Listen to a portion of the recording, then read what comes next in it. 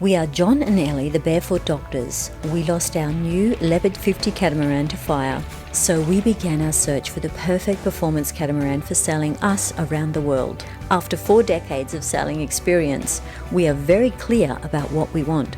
So join us as we explore new horizons, stretch the boundaries in yacht design, and build the ultimate catamaran. Jump on board for this adventure, and together, who knows what we can achieve?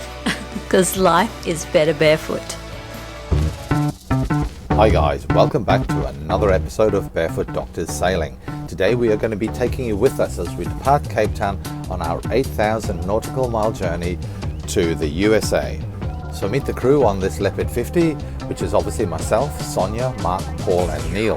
The weeks leading up to the departure were frenetic and active every day, with to-do lists that were renewed absolutely every day. And in the last few days we were doing long-term storage shopping to give us the food that would last us 2 or 3 months. The number of items was absolutely enormous if you look at this long invoice, but fortunately surprisingly well priced. We've stored these in the forward cockpit. One day before departure we went and bought our fresh goods, and we also had meats, chicken and sausages that were pre-frozen for us by the butcher. We created a medical kit for the boat, spending hours at the pharmacy collecting the prescription goods. Thanks very much, you did a wonderful job. Thank you. Got a very serious topic. That's drugs. Do you want to meet my drug dealer? There he is. Meet my drug dealer for my boat med kit. Yep. So we're going to do a video and explain to everybody about how to stock for a long voyage, but beyond that, you know, how you can stock for a cruising boat going around the world, with Dr. John McIntosh, and we had who's making an appearance shortly, Andre. Dr. Andre, the supplier? Who's the supplier? He's the distributor. He's the distributor, and you're the pusher, eh? That's right. It's also important to test all the windows with a hose to check for leaks, and this boat came up trumps. All was well sealed.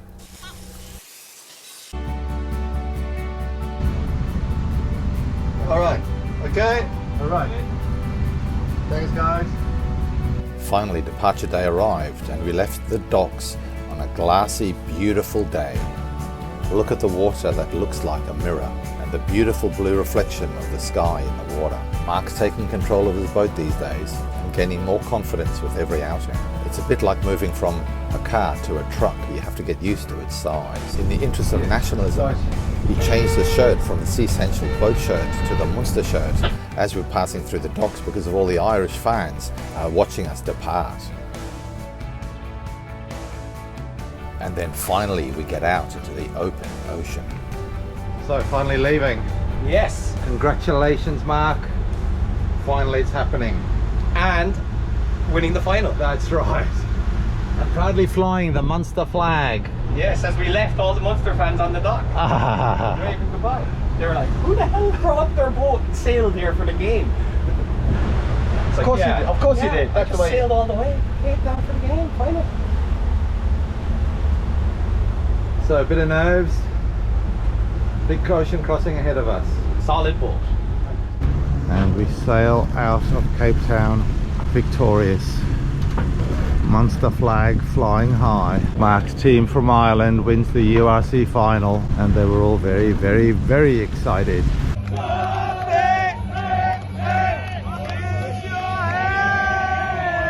Stormers won it last year, and it was a really good fight.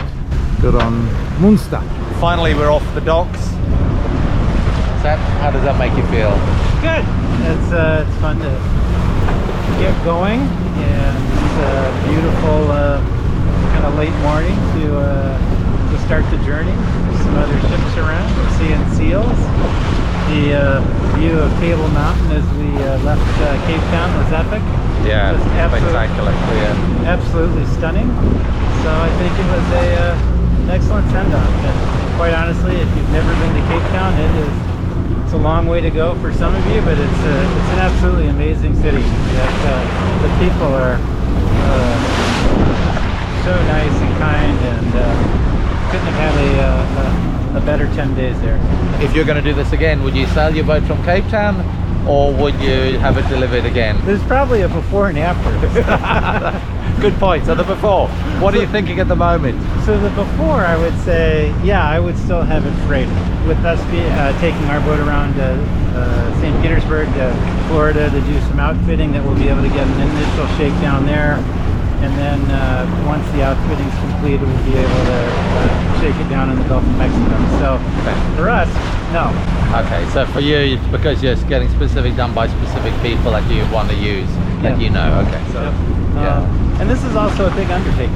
It is. It is. To get your boat outfitted and spend the time, if you have the time to come and do it in Cape Town, I think the craftsmanship from what I saw while being here is absolutely outstanding. Yeah, but, it is. The team in place is highly professional, incredibly skilled artisans. So we will ask you the same question at the end of the trip. Yeah. See how you feel.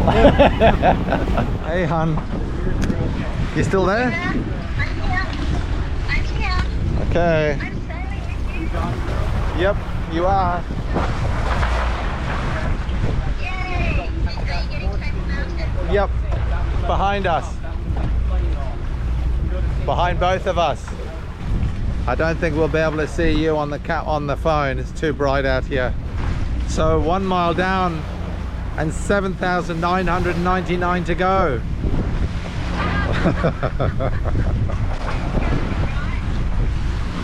Yeah, who's counting? That's right. How's that view? Beautiful. My husband tells me to check. He said, honey, you really need to check because, you know, you do that quite often. I know, but I was so overwhelmed by looking at you and your beauty, it just completely slipped my mind. So honey, how was it like sailing out of Cape Town with me? It was wonderful. It was so exhilarating. I felt like I was on the boat. It was lovely, and to see Table Mountain behind and beautiful blue skies and the water looks actually really quite glassy. It's lovely. I just feel so. Hi, Paul. He can't hear you. Yeah, so I'm just so happy for you to be out sailing, and you know, you were so prepared. I mean, you know, you guys had everything all prepared, and then even at the 11th hour, you still had to shoot off and get some last minute shopping. What happened there? So Paul and Sonia have friends on St. Helena Island that need stock for their restaurant. They need beer. They can't get beer on the island. So we tried to go out and get the beer, but on Sundays in Cape Town, the off license are only allowed to open after 11 a.m. So we had to wait for 11 a.m. to buy the beer. Wow. And they'll be very appreciative, and I'm sure all the other residents of St. Helena will appreciate the beer too. They'll do hail to the essentials. Hail. Well, actually, it's St. Paul. They call him Saint Paul because he always Hail to Paul. because he always brings them stuff. Yeah, that's great. Okay, hon, love ya. Say goodbye to all the people because they miss you, honey. Everybody on YouTube really misses you because you're not here with me, and you always make it look so much more beautiful and attractive, and your silky voice and your. Isn't he lovely? I He's lovely, isn't he? I know, but. Well, hi guys. I'm missing you all, and I certainly miss my lovely honey, but he's on his way, and he's that little bit closer to being with me again. So we're a bit soppy, aren't we? Soppy. Anyway, miss you lots, honey. So, love you miss too. You all guys. Hope we're together again real soon. And you can Bye give from the me. kids and the grandkids some hugs and cuddles from me too, hon. I will, Gramps. Love you, hon. Bye. Bye. Love you. Okay guys, so we have just left Cape Town. This is the beginning of a journey which is 1/3 of the circumference of the world, 8,000 miles, and the circumference of the world is 24,000 miles, although it is just one ocean, the Atlantic, going the long way diagonally across and up. So this is very exciting. We left about midday today, and we are headed for St Helena, which is 1600 and about 90 miles away. So there we have it, Cape Town and Table Mountain disappearing off into the background, wide open ocean extending out to the front. Very exciting, and a long way for us to go. So finally we have the boat out doing what it's been built to do, which is travel the 7 seas or the 5 oceans, depending on which way you want to look at it. Obviously really nice weather now, but at 6 o'clock tonight or so we're going to be hit by the storm front. In fact, that's probably the start of it over there. So that'll hit us, we believe, at about 6 o'clock, and we will watch that coming closer and closer to us. You can see it extends way far north. There's no way we could outrun that one, so we're just sucking it up and sailing straight through the middle of it. But it's not too strong, we believe. But then, who knows? We will see when it gets us at 6 o'clock. The shift log. RPMs were 2,000. 2,000? Remarks. Said goodbye to Cape Town. Yeah, exactly. And Munster 1. Munster 1. Very remarkable, very remarkable. Woo! I didn't get to drink last night, so maybe I can have another sip of here. I'm joking. I came straight home, didn't even celebrate. So how was your first shift, Mark? It's good, uneventful. You drove out of V&A Marina? Yes. Seen the back of it now. Yeah. It'll be missed. Bittersweet symphony of life. Saying goodbye to one thing means saying hello to another. And we're just about to say hello to the big blue ocean. Like, I love Cape Town. Yeah. It's certainly like a place that, you know, it's very easy to fall in love with. The people, the food, the price of beer. And the fact that they let your Munster team win the rugby. There was no letting. Just- No letting. We beat them now twice. We're at both games. Yeah. They put on a good fight. And you so were to all the Stormer supporters, you're great supporters. Yeah, You're very yeah. hospitable, shaking hands afterwards. And gracious, weren't they? Gracious. It's very well Yeah. mannered and They were fantastic. Humble in win and gracious in defeat. Yeah. So just a few more miles to go. Yeah, just a few. I think 7,000 and something. We're going to do a bit of sightseeing on the way, eh? Yeah, should be lovely. Yeah. That's just to pull up sail laterally, is it? So we're probably going to use the Genoa with the front coming through Yeah. on the port deck. So we use that as a swing. So we pull it out, that's that swing. Yeah. And then you let the actual Genoa sheet out, and then you sail so it's wide yeah. open up to there. Okay. So now you can see there's a little bit of wind coming in. It's probably only about 5 to 8 knots, 5 to 7 knots probably. Some of this is generated by our own driving through the water at 6 knots. You do see the ripples on the water, and now you can see the low pressure system. The front clouds are getting closer, and that's what happens. They get closer and closer, and when they come over the top of you, you get a big blast of very strong winds, usually depending on the front. Much closer than it was when I first looked before, so there you go. We will be watching that and give us some indication of when it's actually going to come compared to the weather forecast. You can see big swell coming in. That's from the systems before it, which have been blowing for some time, so you get the swells that are generated by the winds. Even though the winds die out, the swells keep on rolling through, and that's what causes great surfing. The problem you can sometimes run into is as the wind changes direction, you get swell from one direction and a different swell from the new direction of the wind, so you can get very confused seas, and that really makes it unpleasant.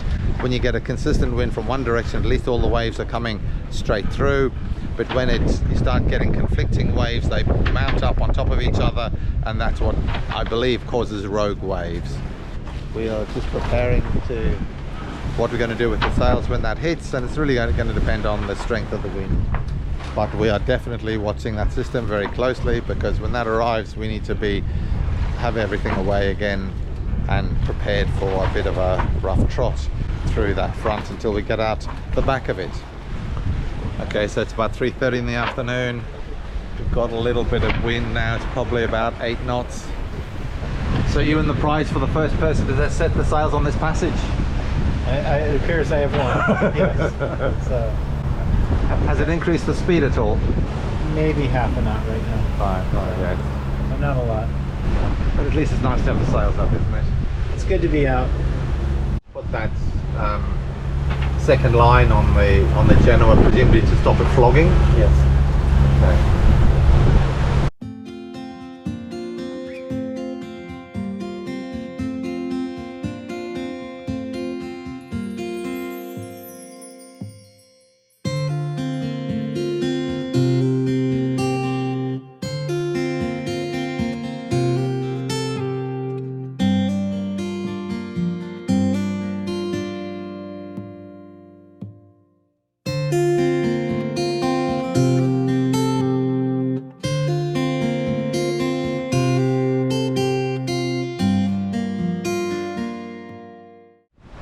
5 p.m.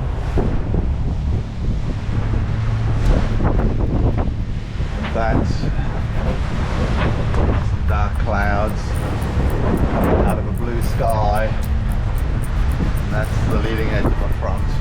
They're starting to see white horses. That is the storm front coming through.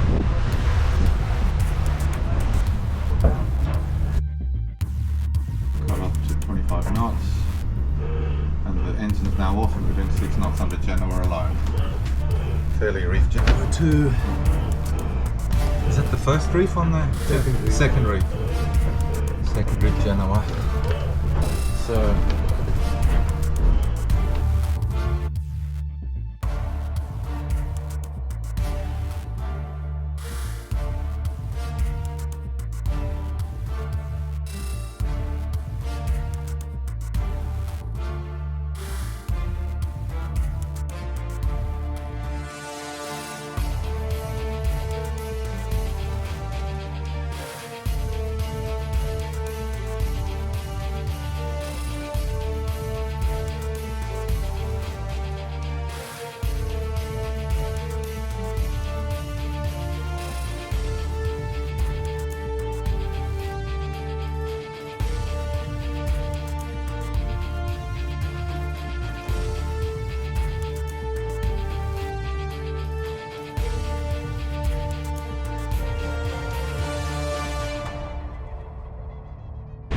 I've just taken over the watch and we're surfing down some of the waves at 14 knots in about 30 to 35 knots of wind, big long waves. So Paul's setting up a drogue or mooring lines hung up the back. The big knot on the ends leading back through the mooring lines. Looks like it's going to be one big long line that drags down a long way.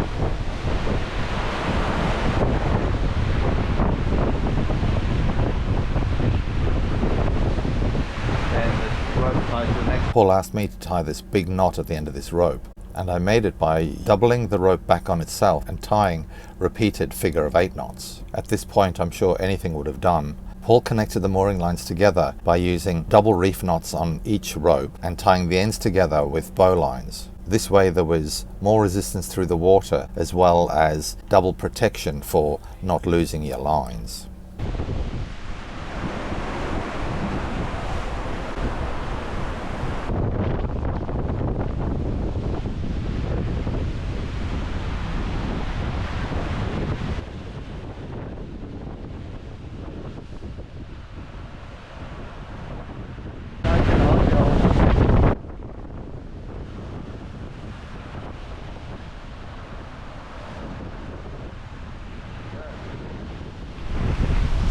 Okay guys, so it's about 10:30, I'm halfway through my 9 p.m. to midnight shift, and the wind has been fairly steady, really 30 to 35 knots true, and we're sailing between 8 and 12 knots most of the time. Occasional spurts up to 14, and I saw 116 as we're going down some big waves. The waves are picking up, and that's making it a big surfing competition here, surfing down the waves. But what's interesting is On my left I can see the stars, which is a good sign, and at my right is the clouds from the system that's passing. So what that means to me is that the system is starting to pass over the top of us, and we will shortly be in winds that are getting a bit easier, and it kind of implies that we're not going to get anything worse than what we've had already, and hopefully that's the case. So we'll just have to wait and see. But this is the fact that it's 35 knots really isn't too bad because we're going downwind. So like before, we just got a second reef, Genoa, and that's all, but we're doing great speeds. You can hear the noise of the water. Not quite surfing along all the time, but certainly getting good speeds, nice 8s, 9s, 10s on a consistent basis, so that's lovely. Occasionally the boat kind of veers down a huge wave and pulls to the left, or to the port side as we go down a wave, but we've got the drogue out on the starboard hull, so that straightens us out a bit as well. So I haven't had to do anything apart from look out for ships. There's a few trawlers around that are basically doing lines and crossing our bow, crossing our stern, a long way away, and I haven't really had to worry about them at all. So even though the wind's blowing, I shouldn't say it's blowing its guts out, but it's blowing pretty strong and the seas are pretty big and we're going pretty fast, but I haven't had to do anything in terms of managing the boat. Actually, one thing I did, I saw the boom was flopping around a bit at the back, so I just tightened the main sheet so that it flops less. In the daytime I'll go up and I'll triangulate it to stop that flopping around. Just with the Traveller you do get movement, so in big winds and rolly seas the boom kind of flops around, creaks and groans, and I'm sure it's not good for it. So that's where we're at, halfway through my shift. Mark is going to follow behind me, and then I'll get off to bed, but still a while to go for me, so catch you later. But it's quite cold actually, especially with the wind chill factor.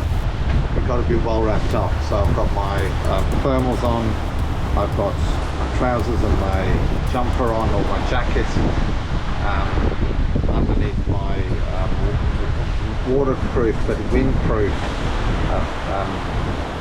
mountaineering jackets. Actually, these are light mountaineering jackets, so they're light to carry. I do have my heavy Helly Hansen gear as well, but this is just easier to use and more convenient. So if the weather got really wet and we were being pummeled with water, I could put my wet weather gear on, proper sailing stuff. This is good for keeping the wind out. So I've been reasonably comfortable, but I had to go inside once or twice just to make sure I didn't start getting too chilled, because when you get chilled and you're on watch, you lose energy and your brain, you're not as sharp or attentive really. You slow down, you know. So anyway, it's lovely being out in the stars at night, just with the moon, about a 2/3 of a moon, and nice shimmering moonlight on the sea in front of us, so that's pretty pleasant, but I don't think it shows up on the camera. Obviously, if you like what we do and the effort we're putting into these videos, subscribe, and obviously if you want more detailed information, live updates of our position and a daily log, then log on to Patreon and support us through that. All the money obviously going to charity. It's to support suicide prevention worldwide. So look forward to seeing you on the trip. Catch you later. Thanks for watching, guys, and if you like what we do, show us the love and hit the like button, then hit the subscribe button and hit the notification bell as well, so you don't miss out on your regular fix. Then kick off your shoes and you can come barefoot with us.